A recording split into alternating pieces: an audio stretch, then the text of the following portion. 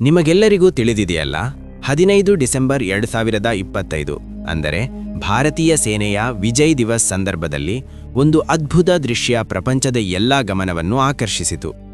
ದೆಹಲಿಯಲ್ಲಿ ಭಾರತೀಯ ಸೇನಾ ಪ್ರಧಾನ ಉಪೇಂದ್ರ ದ್ವಿವೇದಿ ಅವರ ಮನೆಯ ಹೊರಗೆ ಭಾರತೀಯ ಸೇನೆ ಒಂದು ವಿಶೇಷ ಮಾದರಿಯನ್ನು ಪ್ರದರ್ಶಿಸಿತು. ಇದು ಸಾಮಾನ್ಯ ಪ್ರದರ್ಶನವಲ್ಲ, ಬದಲಿಗೆ ಇದು ನೇರವಾಗಿ ಭಾರತದ ಸೈನಿಕ ಶಕ್ತಿ ಮತ್ತು ಶತ್ರುಗಳ ಕುಟಿಲತನಕ್ಕೆ ಉತ್ತರವಾಗಿತ್ತು. ಈ ಮಾದರಿ ತುರ್ಕಿಯ ಆಸಿಸ್ ಗಾರ್ಡ್ ಕಾಮಿಕೇಜ್ ಮಿಲಿಟರಿ ಡ್ರೋನ್ನದು. ಅದನ್ನು ಪಾಕಿಸ್ತಾನ ಭಾರತದ ಮೇಲೆ ದಾಳಿ ಮಾಡುವ ಉದ್ದೇಶದಿಂದ ಕಳುಹಿಸಿತ್ತು. ಆದರೆ ಈ ಡ್ರೋನ್ ತನ್ನ ಗುರಿಯಲ್ಲಿ ಸಂಪೂರ್ಣ ವಿಫಲಗೊಂಡಿತು. ಭಾರತೀಯ ಸೇನೆಯ ಆಕಾಶ್ ಥೀರ್ ಏರ್ ಡಿಫೆನ್ಸ್ ಸಿಸ್ಟಮ್ ಅದನ್ನು ಗಾಳಿಯಲ್ಲೇ ನಿರ್ವೀರ್ಯಗೊಳಿಸಿತು. ದಾಳಿ ವಿಫಲವಾಯಿತು ಮತ್ತು ಭಾರತಕ್ಕೆ ಯಾವುದೇ ನಷ್ಟವಾಗಲಿಲ್ಲ. ನಂತರ ಭಾರತೀಯ ಸೇನೆ ಈ ತುರ್ಕಿ ಡ್ರೋನ್ನ ಭಾಗಗಳನ್ನು ಸುರಕ್ಷಿತವಾಗಿ ತನ್ನ ಬಳಿ ಇರಿಸಿಕೊಂಡಿತು, ಹಿಂದೆ ಚೀನಾದ PL-15 ಮಿಸೈಲ್ ಅವಶೇಷಗಳನ್ನು ಇರಿಸಿದಂತೆ. ಸರಿಯಾದ ಸಮಯ ಬಂದಾಗ ಸೇನೆ ಈ ಡ್ರೋನ್ ಭಾಗಗಳನ್ನು ಮಾಧ್ಯಮ ಮತ್ತು ಸಾಮಾನ್ಯ ಜನರ ಮುಂದೆ ಪ್ರದರ್ಶಿಸಿತು. ಅದನ್ನು ವಾರ್ ಟ್ರೋಫಿಯಾಗಿ ತೋರಿಸಿತು. ಆ ಮೂಲಕ ಪ್ರಪಂಚಕ್ಕೆ ಭಾರತೀಯ ಏರ್ ಡಿಫೆನ್ಸ್ ಎಷ್ಟು ಸಮರ್ಥವಾಗಿದೆ ಎಂಬುದನ್ನು ತೋರಿಸಿತು. ಈ ಪ್ರದರ್ಶನ ಕೇವಲ ತಾಂತ್ರಿಕ ಪ್ರದರ್ಶನ ಮಾತ್ರವಲ್ಲ, ಬದಲಿಗೆ ಇದರಲ್ಲಿ ಪಾಕಿಸ್ತಾನ ಮತ್ತು ತುರ್ಕಿಯ ಸಹಕಾರವನ್ನು ಸ್ಪಷ್ಟವಾಗಿ ಬಯಲಿಗೆಳೆಯಿತು.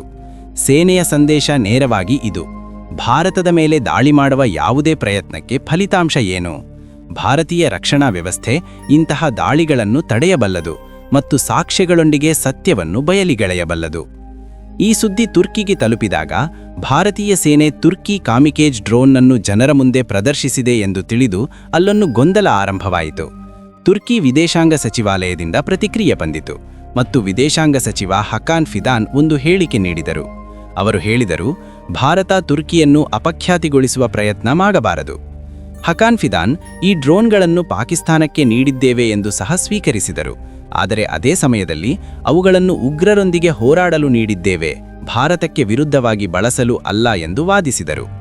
ಭಾರತೀಯ ಸೇನೆಗೆ ತಪ್ಪು ತಿಳುವಳಿಕೆಯಾಗಿದೆ ಮತ್ತು ತುರ್ಕಿ ಉದ್ದೇಶಪೂರ್ವಕವಾಗಿ ಭಾರತ ವಿರೋಧಿ ಕಾರ್ಯಗಳಲ್ಲಿ ಭಾಗಿಯಾಗಿಲ್ಲ ಎಂದು ಹೇಳಿದರು. ತುರ್ಕಿ ಪಕ್ಷದಿಂದ ಭಾರತೀಯ ಸೇನೆ ನಿರ್ವೀರ್ಯಗೊಳಿಸಿದ ಕಾಮಿಕೇಜ್ ಡ್ರೋನ್ಗಳನ್ನು ಹಿಂದಿರುಗಿಸಬೇಕು ಎಂಬ ಬೇಡಿಕೆಯೂ ಇದ್ದಿತು. ಅವರ ವಾದ ಏನೆಂದರೆ, ತುರ್ಕಿ ಈ ಡ್ರೋನ್ಗಳನ್ನು ಹಿಂದಿರುಗಿಸಿಕೊಂಡು ಅವುಗಳನ್ನು ಇನ್ನಷ್ಟು ಸುಧಾರಿಸಬೇಕು ಎಂದು ಬಯಸುತ್ತದೆ.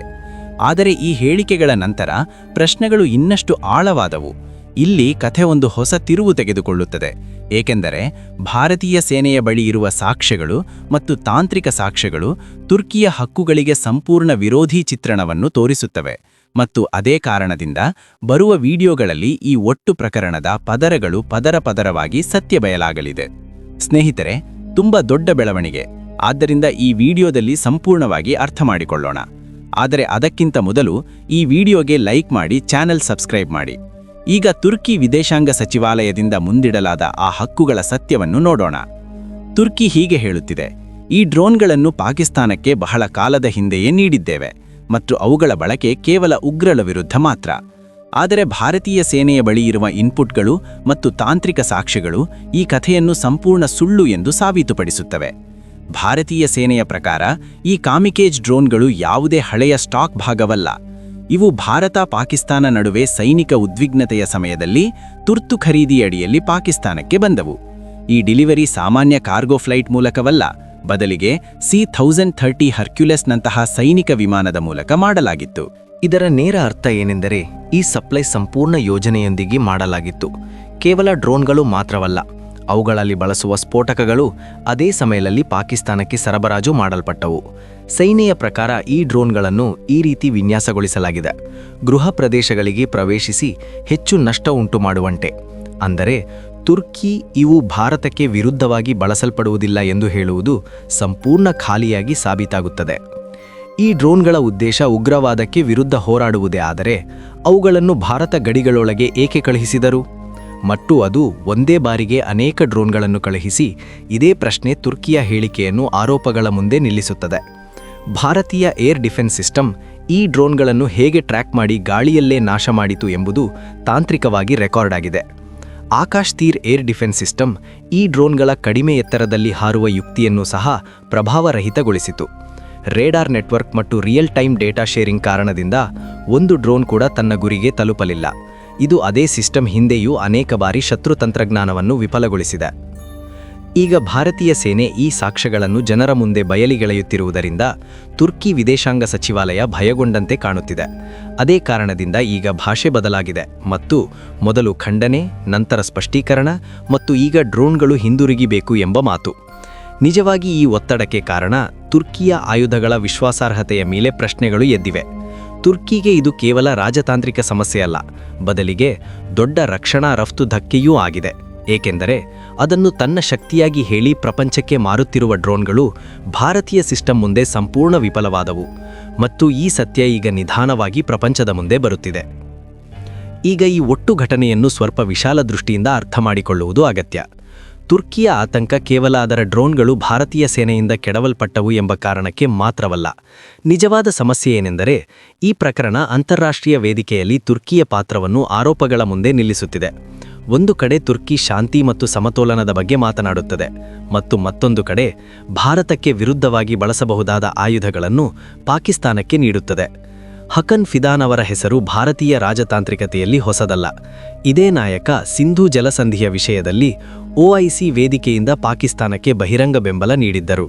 ಅಂದು ಭಾರತದ ಮೇಲೆ ಅನೇಕ ಆರೋಪಗಳನ್ನು ಮಾಡಿದರು ಮತ್ತು ತುರ್ಕಿ ಸಾಕ್ಷ್ಯಗಳನ್ನು ಪರಿಶೀಲಿಸದೆಯೇ ಪಾಕಿಸ್ತಾನದ ಭಾಷೆಯನ್ನು ಮಾತನಾಡುವಲ್ಲಿ ತಡ ಮಾಡಲಿಲ್ಲ. ಈಗ ಅದೇ ತುರ್ಕಿ ಸಾಕ್ಷ್ಯಗಳೊಂದಿಗೆ ಸಿಕ್ಕಾಕಿಕೊಂಡಾಗ ಧ್ವನಿ ಸಂಪೂರ್ಣ ಬದಲಾಗಿದೆ. ಭಾರತೀಯ ಸೇನೆ ಇಲ್ಲಿಯವರೆಗೆ ಅನುಸರಿಸಿದ ನೀತಿ ತುಂಬ ಸ್ಪಷ್ಟ. ಭಾರತದ ಮೇಲೆ ದಾಳಿ ನಡೆದಾಗೆಲ್ಲ ಭಾರತ ಕೇವಲ ಉತ್ತರ ನೀಡುವುದಲ್ಲ, ಪ್ರಪಂಚಕ್ಕೆ ಸತ್ಯವನ್ನು ತೋರಿಸುತ್ತದೆ. ಈ ಕಾಮಿಕೇಜ್ ಡ್ರೋನ್ಗಳನ್ನು ವಾರ್ ಟ್ರೋಫಿಯಾಗಿ ಪ್ರದರ್ಶಿಸುವುದು ಇದೇ ಯುಕ್ತಿಯ ಭಾಗ. ಇದರ ಸಂದೇಶ ಏನೆಂದರೆ ಭಾರತ ಯಾವ ಒತ್ತಡದಲ್ಲೂ ತನ್ನ ಸಾಕ್ಷ್ಯಗಳನ್ನು ಹಿಂದಿರುಗಿಸುವುದಿಲ್ಲ.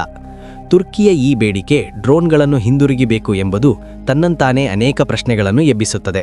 ತುರ್ಕಿ ನಿಜವಾಗಿಯೂ ನಿರ್ದೋಷಿಯಾದರೆ ಅಷ್ಟು ತ್ವರೆಯಲ್ಲಿ ಆಯುಧಗಳು ಹಿಂದಿರುಗಿಬೇಕು ಎಂಬ ಆತುರತೆ ಏಕೆ ತೋರಿಸುತ್ತದೆ? ನಿಜವಾದ ಕಾರಣ ಏನೆಂದರೆ ಈ ಡ್ರೋನ್ ಭಾಗಗಳು ಮತ್ತು ಅವುಗಳ ತಂತ್ರಜ್ಞಾನ ಈಗ ಭಾರತದ ಬಳಿ ಇದೆ ಮತ್ತು ಇದರಿಂದ ತುರ್ಕಿಯ ಸೈನಿಕ ಇಮೇಜ್ಗೆ ಹೆಚ್ಚು ನಷ್ಟವಾಗಬಹುದು. ಈಗ ಪ್ರಶ್ನೆ ಡ್ರೋನ್ಗಳನ್ನು ಹಿಂದಿರುಗಿಸಬೇಕು ಅಥವಾ ಬೇಡವೋ ಎಂಬುದಲ್ಲ. ಪ್ರಶ್ನೆ ಏನೆಂದರೆ ಭಾರತ ತನ್ನ ರಾಷ್ಟ್ರೀಯ ಭದ್ರತಾ ಹಿತಾಸಕ್ತಿಗಳೊಂದಿಗೆ ಏಕೆ ರಾಜಿ ಮಾಡಿಕೊಳ್ಳಬೇಕು? ಇತಿಹಾಸ ಸಾಕ್ಷಿ ಏನೆಂದರೆ ಭಾರತ ಕಠಿಣ ನೀತಿಯನ್ನು ಅನುಸರಿಸಿದಾಗೆಲ್ಲ ಪ್ರಪಂಚ ಅದನ್ನು ಗಂಭೀರವಾಗಿ ತೆಗೆದುಕೊಂಡಿತು ಮತ್ತು ಇದೇ ನೀತಿ ಈಗಲೂ ಭಾರತವನ್ನು ಬಲಪಡಿಸುತ್ತದೆ. ಹಿಂದೆಯೂ ತುರ್ಕಿಯ ಪಾತ್ರದ ಮೇಲೆ ಪ್ರಶ್ನೆಗಳು ಎದ್ದಿದ್ದವು. 2019ರಲ್ಲಿ ಭಾರತ ಬಾಲಾಕೋಟ್ ಏರ್ ಸ್ಟ್ರೈಕ್ ಮಾಡಿದಾಗಲೂ ತುರ್ಕಿ ಬಹಿರಂಗವಾಗಿ ಪಾಕಿಸ್ತಾನ ಪಕ್ಷದಲ್ಲಿ ನಿಂತಿತು. ಅಂದು ತುರ್ಕಿ ಭಾರತದ ಕ್ರಮದ ಮೇಲೆ ಪ್ರಶ್ನೆಗಳನ್ನು ಎತ್ತಿತು ಮತ್ತು ಅಂತಾರಾಷ್ಟ್ರೀಯ ವೇದಿಕೆಗಳಲ್ಲಿ ಪಾಕಿಸ್ತಾನದ ಭಾಷೆಯನ್ನು ಮಾತನಾಡುವಲ್ಲಿ ಹಿಂಜರಿಯಲಿಲ್ಲ. ಅಲ್ಲದೆ ಕಾಶ್ಮೀರ ವಿಷಯದಲ್ಲೂ ತುರ್ಕಿ ಭಾರತದ ಆಂತರಿಕ ವ್ಯವಹಾರಗಳಲ್ಲಿ ತೊಡಗಿಸಿಕೊಳ್ಳಲು ಪ್ರಯತ್ನಿಸುತ್ತಲೇ ಇದೆ.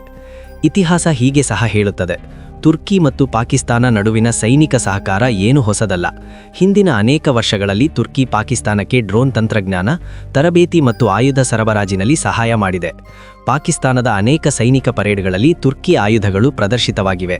ಅಂತಹ ಸಂದರ್ಭದಲ್ಲಿ ಈಗ ತುರ್ಕಿ ಹೀಗೆ ಹೇಳುವುದು, ತನಗೆ ಭಾರತ ವಿರೋಧಿ ಅಜೆಂಡಾದೊಂದಿಗೆ ಯಾವ ಸಂಬಂಧವೂ ಇಲ್ಲವೆಂದು, ಅದರ ಹಳೆಯ ದಾಖಲೆಯೊಂದಿಗೆ ಹೊಂದಿಕೊಳ್ಳುವುದಿಲ್ಲ. ಈಗ ನಿರ್ಧಾರ ನೀವು ಮಾಡಬೇಕು. ಭಾರತ ತುರ್ಕಿಯ ಬೇಡಿಕೆಯನ್ನು ಸ್ವೀಕರಿಸಬೇಕೋ ಅಥವಾ ಈ ಡ್ರೋನ್ಗಳನ್ನು ಸಾಕ್ಷ್ಯಗಳು ಮತ್ತು ವಾರ್ ಟ್ರೋಫಿಯಾಗಿ ತನ್ನ ಬಳಿಯೇ ಇಟ್ಟುಕೊಳ್ಳಬೇಕೋ? ಈ ವಿಷಯದ ಬಗ್ಗೆ ನಿಮ್ಮ ಅಭಿಪ್ರಾಯ ಏನು? ಕೆಳಗೆ ಕಮೆಂಟ್ನಲ್ಲಿ ಖಂಡಿತ ಹೇಳಿ. ಈ ವಿಶ್ಲೇಷಣೆ ನಿಮಗೆ ಇಷ್ಟವಾದರೆ ವಿಡಿಯೋಗೆ ಲೈಕ್ ಮಾಡಿ, ನಿಮ್ಮ ಸ್ನೇಹಿತರಿಗೆ ಶೇರ್ ಮಾಡಿ ಮತ್ತು ಚಾನೆಲ್ ಸಬ್ಸ್ಕ್ರೈಬ್ ಮಾಡಿ. ಆ ಮೂಲಕ ಇಂತಹ ಮಾಹಿತಿಗಾಗಿ ನಮ್ಮೊಂದಿಗಿರಿ. ಜೈ ಹಿಂದ್, ಜೈ ಶ್ರೀರಾಮ್.